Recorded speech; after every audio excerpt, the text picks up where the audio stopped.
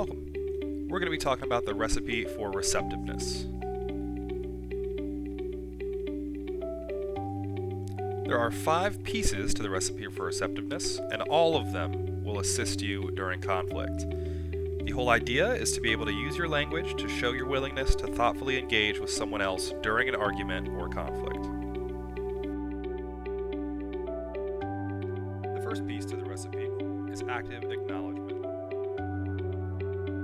Active acknowledgement is essentially making sure you do what you can to show that you're listening. Use check-in phrases like, what I'm hearing you say is, I understand that, or what I think you're saying is. The whole point of using these phrases is to demonstrate to the other person that you're not simply waiting for your turn to speak, and that you are actually interested in what they have to say. Rule number 2, highlighting areas of agreement. This involves mentioning all areas of agreement between you and the other person, especially the obvious ones. An example of an obvious one might be something like, I think we both agree that something needs to change for both of us to leave happy.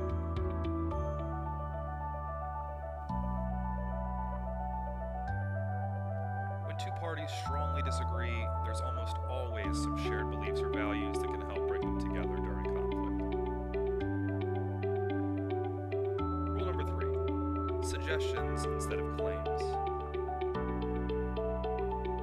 This rule essentially just means you're trying to state your claims as possibilities or suggestions instead of facts.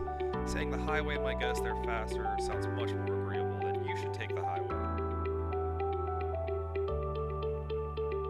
The goal is to promote collaboration and prevent the other party from getting more and more defensive during your conflict. Rule 4, positive framing. This is just phrasing your argument in a positive term instead of negative one. Saying, you made the mistake that got us all in this mess sounds a lot more negative than everyone makes mistakes, so let's focus on working on a solution together. The goal is to not introduce any more negativity into an already tense conversation or conflict. And that brings us to the final rule, which is words to avoid. The following words are really common in debate, but they tend to come off as rude or argumentative. Words like because, but, therefore, and however. All of these words don't always come off the right way in conflict. You can try replacing any of these words with the word and. Here's an example. Saying, that's a good idea, but someone might have a better one, sounds a lot worse than, that's a good idea, and someone else might have one too. The goal of this is to prevent the other party from becoming more defensive or angry. And those are the 5 pieces in the recipe for receptiveness. Active acknowledgement, highlighting areas of agreement, suggestions instead of claims, positive framing, and words to avoid.